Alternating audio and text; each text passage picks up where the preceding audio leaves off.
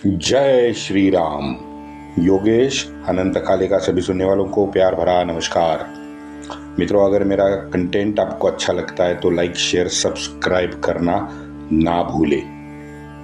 मित्रों, ये मराठे शाही ये जो शब्द है उसको आप कृपया गलत ना समझे, इतर ना समझे, क्योंकि मराठे शाही हिंदू पदपात शाही से जुड़ा हुआ शब्द है।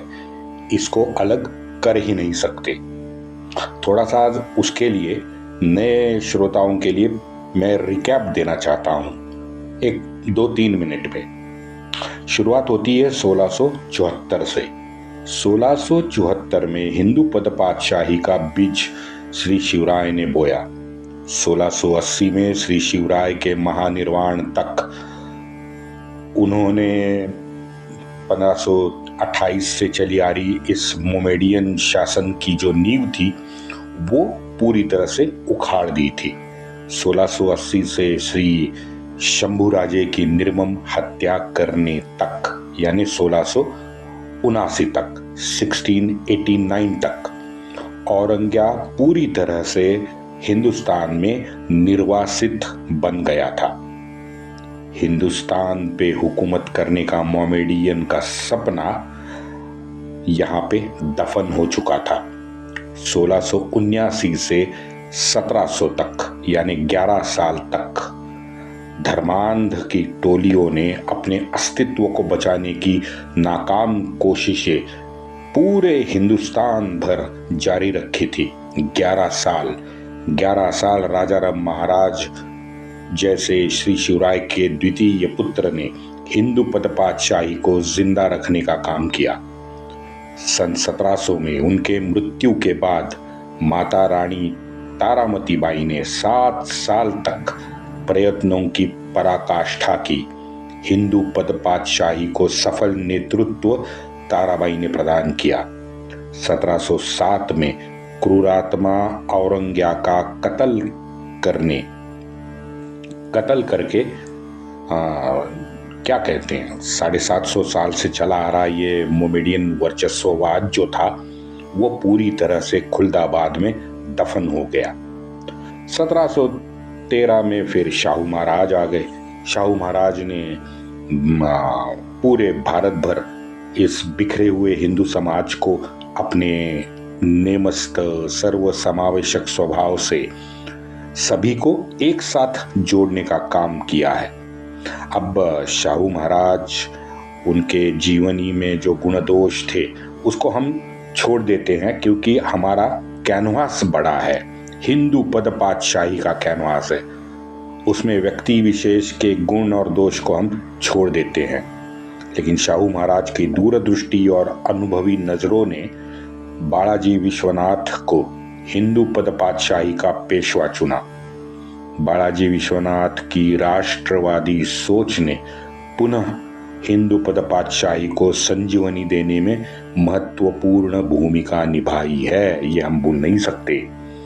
आगे 1720 से 1740 तक एक शौर्यवान, शूर, साहसी बाजीराव ने इतिहास में अपना नाम अमर कर दिया।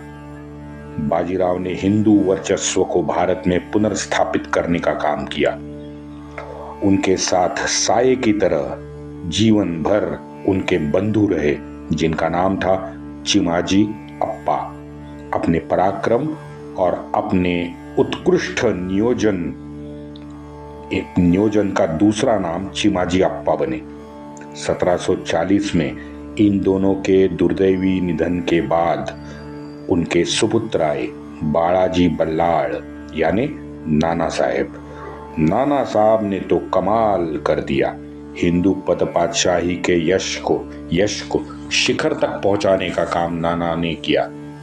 हिंदू पदपातशाही शनई नाना साहब के टेन्योर में, यानी नाना साहब के टेन्योर में हिंदू पदपातशाही विराट रूप धारण कर चुकी थी। दुर्भाग्य से भारत के सत्ता वर्तुल में बाकी के लोगों का आना जाना हमेशा चालू रहा है, लेकिन केंद्र में मराठा ही रहे हैं। और इसलिए हिंदू पदपातशाही का पर्यायवाचक शब्द मुझे मराठेशाही लगता है और इसलिए मैंने मराठेशाही का नामकरण किया है। 1761 में पानीपत विभीषिका और नाना साहब के मृत्यु के बाद अचानक नेतृत्व में आई जो न्यूनता थी, वो इस न्यूनता से सारा भारत बौखला गया था और उसी बौखलाहट में मानसिकता भी हिंदू की फिर से एक बार संकीर्ण हो चुकी थी और हमारे यहाँ पे जो हिंदू के मन में श्रद्धा थी, निष्ठा थी, भक्ति थी, आदर्श उसके चुने हुए आदर्श उसके मन में थे, उसकी जगह स्वयं का स्वार्थ, लालच हिंदू मन में पैदा हो गई। इसी लालच का परिणाम है और तात्कालीन घटनाक्रम को हम जानने की लगातार कोशिश कर रहे हैं। अब आगे राघोबा दादा, जैसे मैंने कल भी कहा कि अपने हठधर्मी से पूरे मराठों को डुबाने के लिए तैयार हुआ था। दादा ने जब निजाम को अपना आप्त बनाया ना, तो सारा देशद्रोही कारनामे दादा के खुलेआम हो गए। माधवराव इन षड्यंत्रों से अच्छा खासा परिचित हो चुका था। गोपिकाबाई लगातार अपने पुत्र के पक्ष को दरबार में आगे बढ़ाने का काम करती थी, जो स्वाभाविक है। दरअसल दादा मल्हारबा जैसे वरिष्ठ अपनी मानसिकता नए युवाओं पे थोपना चाहते थे। इसके बारे में मल्हार राव के बारे में हमने एपिसोड में बातचीत ऑलरेडी कर रखी है। अब ये सब माधवराव को कदापि ना मंजूर था। आपको वो सखाराम बोकिल के बुद्धिमत्ता को भी यहाँ पे मित्रों देखना चाहिए। माधवराव भी सखाराम बापू को अपने सरकार में रखना चाहता था।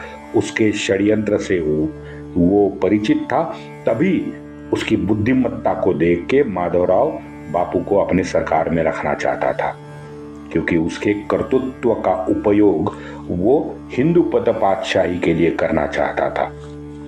लेकिन बापू तो दादा का पक्ष लेके दरबार में मराठी शाही को ही कमजोर करना चाहता था। हाँ, अब विचित्र उलझन में हमारा युवा माधवराव फंस गया था।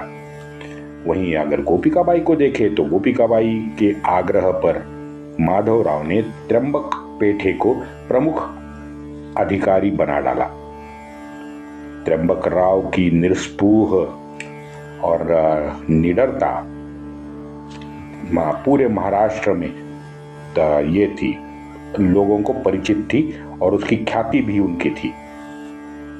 उरली के छावनी से त्र्यंबक राव ने गोपिकाबाई को पत्र लिखा है, हम अधिकारी है, लेकिन हम अधिकारी कभी भी नहीं समझे हैं, क्योंकि हम तो आपके सेवक हैं। केवल प्रारब्ध ही माधवराव परचक्र से यहाँ पे बचे हैं, ये हमें भूलना नहीं चाहिए। परचक्र यानी दादा का चक्र। आगे त्र्यंबक राव गोपिकाबाई को लिखते हैं, दादा अविश्वासु है, स्पष्ट लिखते हैं, दादा अविश्वासु है। बापू के चाल से अब दादा चलने का प्रयास कर रहे हैं। दादा का सालाना खर्चा 60 लाख के ऊपर गया है। बताइए, 60 लाख रुपए, 1762 की बात हम कर रहे हैं। अकेले राघोबा दादा का खर्चा, सालाना खर्चा 60 लाख के पार गया था। त्र्यंबक राव भी वही पूछते हैं, आगे सवाल करते हैं पत्र में, अब कैसे निभा पाएंगे हम? श्रीमंत के कैलाशवासी होने के 15 दिन बाद दादा तो संसार त्यागने वाले थे। उनके मन में खोट है, ये त्र्यंबक राव लिखते हैं। अब दादा का एक प्रश्न सुनो, दादा कहते हैं हमने और सखाराम पंत ने माधवराव बाबूराव चिटनिस को कारोबार समझा दिया है। हम भोले हैं, यानी दादा और बापू। दादा कहते हैं हम भोले हैं, लेकिन हमारे जिह्वा पर लगाम नहीं लगा पाए। ये दादा स्वयं के लिए कह रहे हैं कि हम जिह्वा पर लगाम नहीं लगा पाए। दौलती के भले के लिए कई बार थोड़ा सा ज्यादा बोल गए, लेकिन बोल गए होंगे, लेकिन इस दौलती की किंचित भी अभिलाषा हमारे मन में नहीं है। सीधी बात है, ये दादा का सब दिखावा था और ये प्रूव भी हो गया। पेशवा बनने की दादा की ईर्ष्या राष्ट्र विद्रोही दादा को बना के चली गई, ये शाश्वत सत्य है। आज क्या अलग है, वही तो चल रहा है। सत्ता स्पर्धा में आपने देखा होगा, वही तो चल रहा है। और दादा भी यही दादा के मन में भी ये राष्ट्रद्रोह था, ये हमने देख लिया है। सखाराम बापू का त्याग पत्र स्वीकारा जाए, दादा गोपिकाबाई से रिक्वेस्ट कर रहा है। त्र्यंबकराव और बापूराव सखाराम बापू से मार्गदर्शन करके आगे का कारभार चलाए। नारोशंकर और विट्ठल शिवदेव उत्तर में अपनी जिम्मेदारी संभाले, तो माधवराव कर्नाटका की जिम्मेदारी संभाले। इसमें नारोशंकर और विट्ठल शिवदेव को जब ये बात पता चली कि भाई उत्तर का सारा अधिकार हमें दिया जा रहा है, उन्होंने एक शर्त रखी। उन्होंने शर्त क्या रखी? उन्होंने कहा अगर दादा का विरोध हमको उत्तर में करना पड़ा तो क्या माधवराव हमारा पक्ष लेंगे या नहीं लेंगे, और अगर माधवराव हमारा पक्ष लेना चाहते हैं तो बेल भंडारा हाथ में लेके शपथ लेनी पड़ेगी। यहां तो मुसीबत आ गई। माधवराव शपथ लेने से थोड़ा सा हिचकिचाया, माधवराव शपथ लेने से पीछे हट गया, तो ये दोनों अपनी जिम्मेदारी से पीछे हट गए। दादा भी कारोबार से पीछे हटने को बोला था, लेकिन प्रत्यक्षात दादा कारोबार से पीछे नहीं हटा था। 21 फरवरी 1762 को त्र्यंबकराव आपकी मर्जी के अनुसार ही कारोबार करेंगे, ये कहना पड़ा दादा को। हमेशा मिन्नतवार दादा की करनी पड़ी। त्र्यंबकराव आपके मर्जी के अनुसार कारोबार करेंगे। महाराष्ट्र में कोई प्रदेश से हो, सारों ने साथ मिलकर कारोबार करने की आज जरूरत है। त्र्यंबक जी को कोई समस्या नहीं है। उम्मीद है आपको भी समस्या नहीं होगी, लेकिन आप किंतु परंतु उस पे ना लगाए। गोपिकाबाई ने साफ शब्दों में दादा को लिखा ये पत्र है। जून 1761 के नाना के निधन के बाद फरवरी 62 में, यानी अगले 7-8 महीने समझिए, गोपिकाबाई को ये सब सहना पड़ रहा था और सह के कहना भी पड़ रहा था। सोचिए ये गंदी राजनीति और इस सत्ता के लिए पुणे में क्या क्या हो रहा था। दादा ने गोपिकाबाई को उत्तर भी लिखा है। दादा कहता है, ज्येष्ठ मास में हम सब एक साथ बैठकर इसका हल ढूंढेंगे। इस अंतस्थ राजनीति को छोड़ माधवराव तय कार्यक्रम के अनुसार कर्नाटका मुहिम में निकल गया। वो नहीं ठहरा, क्योंकि उसका प्रोग्राम तो फिक्स था। मैंने पहले ही बता दिया था कि कर्नाटक में माधवराव जाएगा और उत्तर अभियान भी शुरू होने वाला था। तद्वत कर्नाटक का अभियान माधवराव ने शुरू कर दिया। बापू और अबा पुरंदरे, बापू यानी बापू चिटनिस, अबा पुरंदरे इस गंदी राजनीति से दूर रूठ के घर जा बैठे। दादा चिकोडी से पुणे पहुंचे। चिकोडी यानी उत्तर कर्नाटक, सोलापुर के आसपास, दक्षिण महाराष्ट्र, उत्तर कर्नाटक में चिकोडी पड़ता है। यहां से दादा पुणे पहुंचे। माधवराव ने अपने माता को कर्नाटक जाते जाते बीच रास्ते एक पत्र लिखा। माधवराव कहते हैं, तीर्थ रूप में हमें कर्नाटका मुहिम पे भेज दिया है, लेकिन वहां पुणे में दौलती पे संकट गहराता जा रहा है। त्र्यंबकराव अत्यंत कर्मठ, एकनिष्ठ, मेहनती और बुद्धिमान है, लेकिन बाबूराव चिटनीस ने अगर उनका साथ नहीं दिया तो कारोबार करने में त्र्यंबकराव अक्षम है। अगर तीर्थ रूप की यानी राघोबा दादा की तीर्थ रूप की मर्जी हो तो कारोबार की गाड़ी पटरी पे आ सकती है। ये मेरे शब्द है, गाड़ी और पटरी 1762 में थी ही नहीं, ये मेरे शब्द है, क्योंकि मुझे उतनी हिंदी आती है अलंकारिक हिंदी मुझे नहीं आती, मुझे माफ करें। तीर्थ रूप की मर्जी हो तो सारा कारोबार अपने कारोबार की जो गाड़ी है यह पटरी पे आ सकती है। अब एक मराठी कहावत है जिसको मैंने आसान भाषा में अनुवादित करने का साहस किया है। मुझे मालूम है यह हास्यास्पद है, लेकिन आप इसकी भावना समझ गए होंगे।